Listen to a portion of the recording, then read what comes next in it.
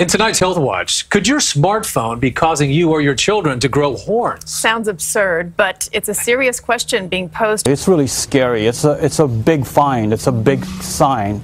It tells us that we're changing. I mean, we're changing the physical aspects of human beings.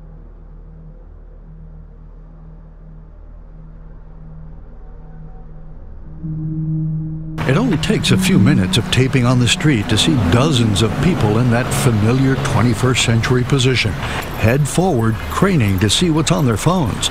When you realize that the human head weighs about 10 pounds, and for every inch it tilts forward, you double the pressure on your spine, pretty soon your neck is straining against a 20 or 30-pound weight. Well, it's kind of surprising that our bodies are being impacted by today's technology. You've heard of other ailments like text neck and texting thumb. Now we can add these horn-like structures to the list. Now, the researchers who discovered these growths are referring to them as prominent exostosis emanating from the external occipital protuberances. Those are just fancy scientific words meaning that there's a bone spur found at the base of the skull. It does look sort of like a horn, but actually this is a bone spur near the base of the skull. A new study by Australian researchers say they've found bone spurs. Researchers in Australia examined hundreds of x-rays and found that roughly 40% of people 18 to 30 years old who use their phones more than 4.5 hours a day develop the growth. The likely cause? All that hunching over, sending texts and checking social media. Do you find yourself on your phone a lot? Yeah, I'm addicted because it's obsessive and you like that and your body's all like screwed up.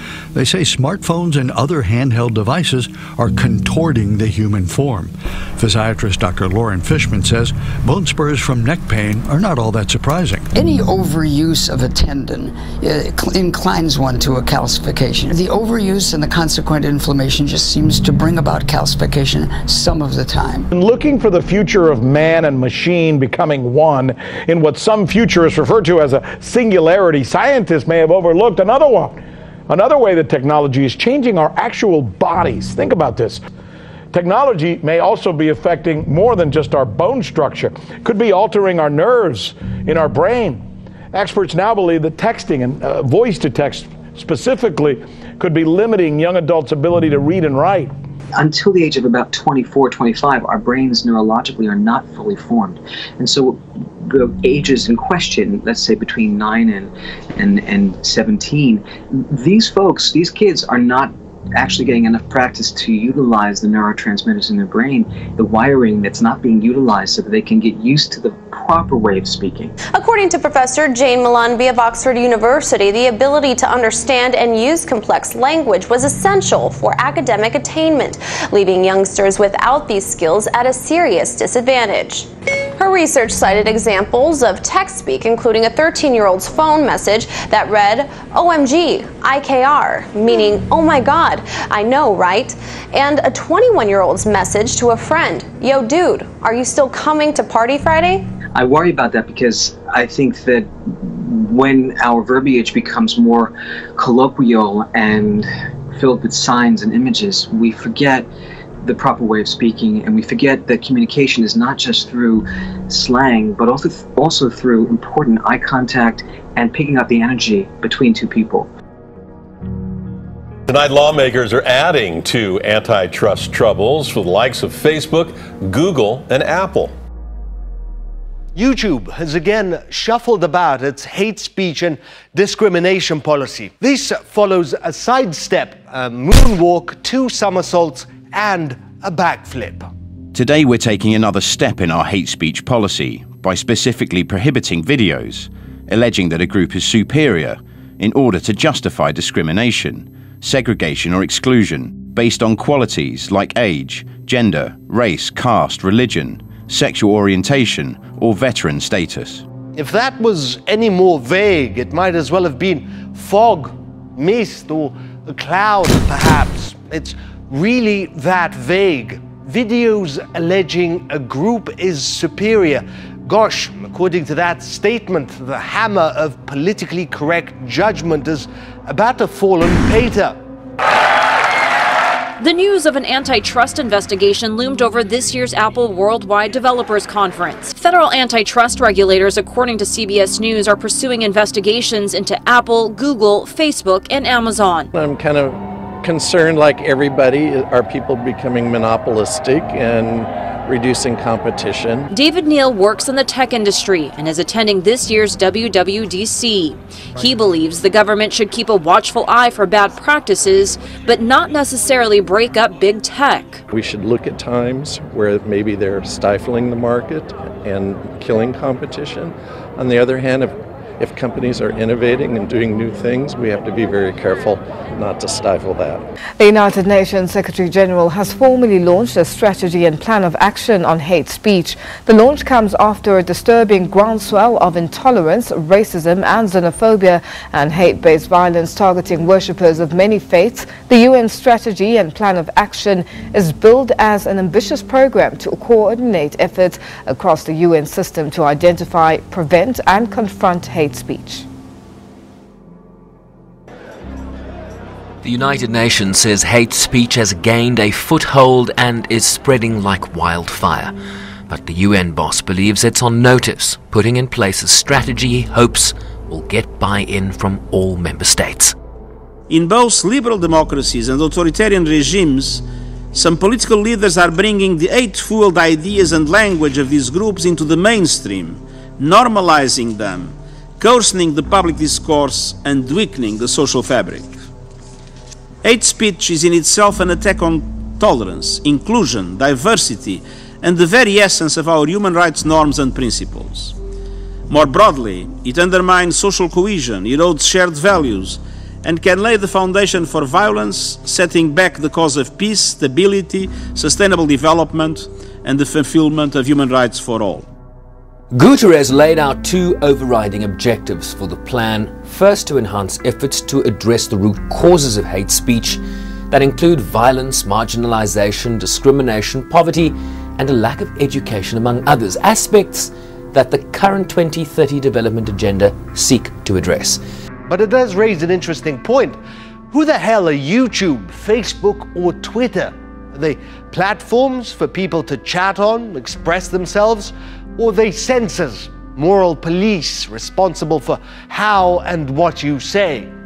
Neither, apparently. If they start enforcing their own policies, no matter how vaguely, we'll stop hearing about the best country in the world, the freest country in the world, the greatest country in the world. He says, Daily Wire fellas, I'm proud of my Mexican ancestry, but also am proud of my American nationality. How do I balance these two things? Super simple. Celebrate Cinco de Mayo because you are proud of your Mexican heritage. Believe that it is Mexico's Independence Day because you have American nationality. Now, let's be honest. YouTube overlords didn't update their rules to take down America is Great videos. But given that the rules are now so ambiguous they can be used to take down anything, what chance do even remotely political or controversial videos stand? Or, dare I say it, anything anti-establishment? Today we learned that Twitter and Facebook are ramping up efforts to clamp down on what they say is offensive or hateful content. But who gets to decide what's hateful or offensive? That in a corporate state such as the one in which we live here, where corporations and the government, regularly concentrate to, collect their power, censorship by corporations isn't so different than censorship by the government, is it? Because in the case of Facebook, let's just talk about that for a second. They're in an outright partnership with the Atlantic Council, which is funded by NATO. It's a DC think tank. Some of the most prominent think tanks in the world are partnering with these so-called private companies. So are we even talking about the First Amendment? I feel like we might be. But let's go back. The antecedent aspect about this. If you look back at how DARPA and In-Q-Tel and other particular forces, platforms were responsible for this. But let me give you a new idea. Let's look at this almost like a utility. By virtue of the fact, Michelle, that let's say 80%, 90% of the people on the planet use these platforms. I don't think this is some mom and pop organization. What if you were on your phone, whatever your carrier, and you said something, and all of a sudden your phone dropped, and you called back again, and you repeated it at a phone call, and you found out that Sprint or Verizon, whoever it was, found that your statement was hateful or violated its terms, you would say, wait a minute, you're a phone carrier. You're not endorsing what I'm saying. This is what we have to treat these almost as though they're a utility.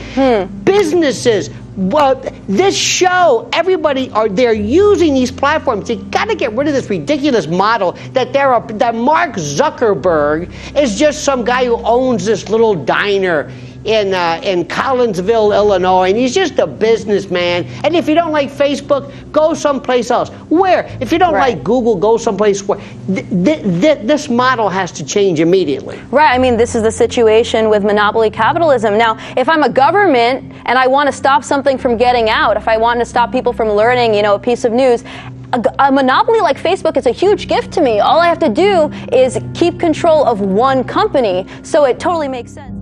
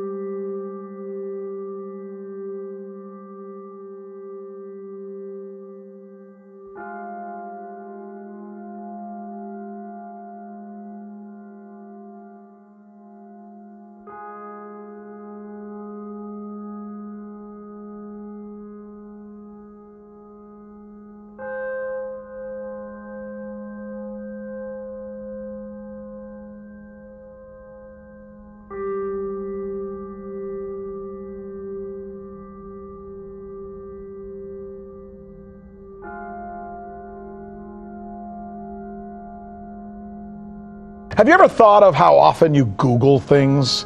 This noun that suddenly turned into a verb is as much a part of our lives as just about anything we use or ever come in contact today. And it's good, right? Hey, think about it. It's useful, saves us a ton of time, and because we learned from it, stuff we never knew. Boom, Google, there it is. Now I know.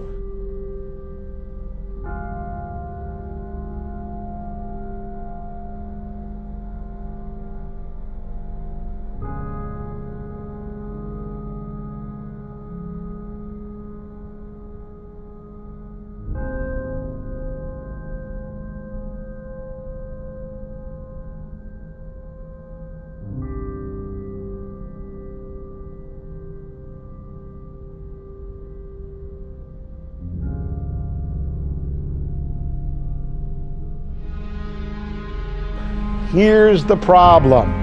I don't know if you guys have thought about this. It also shapes and creates our reality, our truth.